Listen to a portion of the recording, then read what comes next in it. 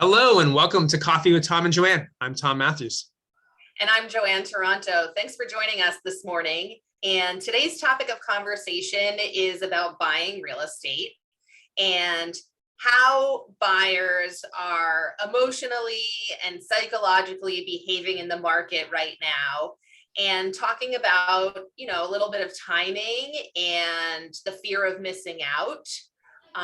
There's a lot of emotions right now for buyers that are in the market, and we're firm believers that buying and selling should be done in a time that's good for you and your family, and that timing the market is not that easy. You never know when you're at the top until you're past it, and you never know when you're at the bottom until you're past it. So what our recommendation is to really evaluate what your needs are for the current time and what your horizon is for living in the property. Tom, you want to talk a little bit about those two things? Yeah, so really the topic, the word we want you to think about is longevity. What are you thinking your longevity is in a particular house? In trying to find a home that can fit your needs, not just today, but in 5 years from now. A term that one of our business coaches introduced us to is that a lot of buyers in today's market are kind of prepaying for their appreciation, because it does feel like the real estate market is high right now. So if you're thinking about buying in an environment like this, knowing that prices might be a little high, you want to make sure that you select a home that fits your family's goals. So if your family's goals are going to be that you're both going to be working from home, that you maybe want to have a dog or a cat, maybe you want to have a child or two, the house will be able to handle that expanding family and not put you in a position where you may have to move in a couple of years. The other factor is what is your view on money? Because if you're in a career path where you can double your income every year, if you buy a home and have to sell it in a couple of years and you lose $50,000, does that really matter to you? That's an important conversation, because if you're two school teachers and your income is never going to change, if you need to sell in 3 or 4 years and you lost $50,000, that would be a big deal. Right. So Joanne, how do you have these conversations with buyers? What do you say to them? So I think a lot of it is conversational, and it happens naturally as you're looking at homes, but it's important to start with that wants and needs list. Yes. So a list of, I need 3 bedrooms, I need 5 bedrooms, I need 7 bedrooms, whatever it is. And kind of dialing in on your search. It's not something that you have to stick to, but it's a great place to start. And I think, knowing, working with me as your buyer's agent, or working with Tom as your buyer's agent, we know the questions to ask as we're going along. So for example, if you are thinking about running a business out of this home, we have to talk about that. We need to talk about what type of business. Does this include, customers coming and going from the property? These things matter for zoning purposes, and also for insurance reasons. So what we try to do is ask all of the questions that we can to learn more about your lifestyle, so that we can coach you a little bit into finding the right property.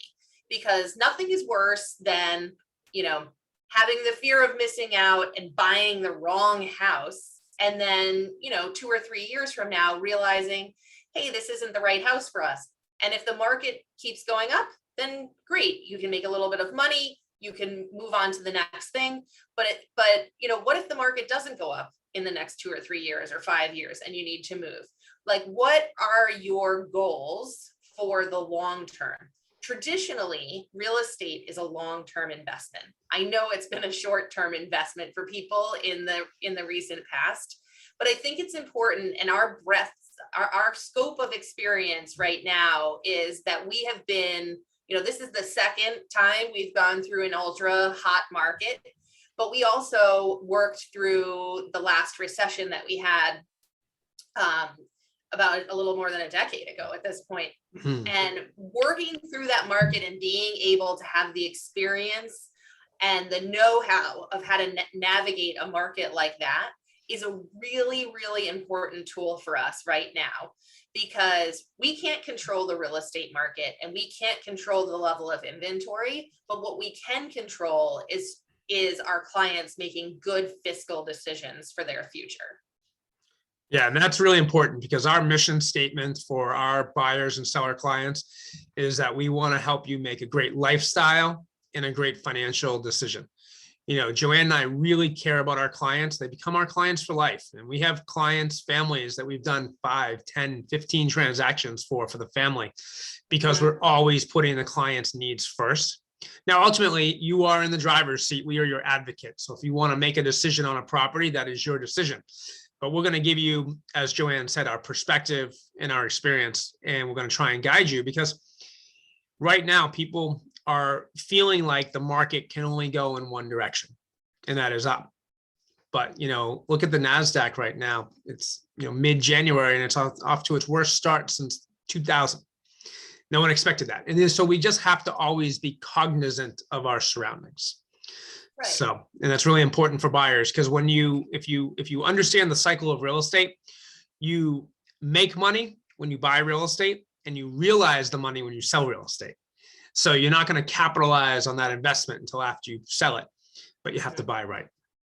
Exactly. Exactly. Buying right is the most important thing that you can do for your family. And that will matter on where you are, you know, as far as your journey in your adulthood, how far you are along with building a family, if that's what you want. And considering all of these things together will help you to really look at a property and say, hey, I like this house. It, you know, maybe it'll be a little bit small if we have teenagers one day, but, you know, hey, we could build over the garage and we could add another 800 square feet to the house, and that would give us the space that we would need. Or we could finish a basement. We could bump out a family room in the back.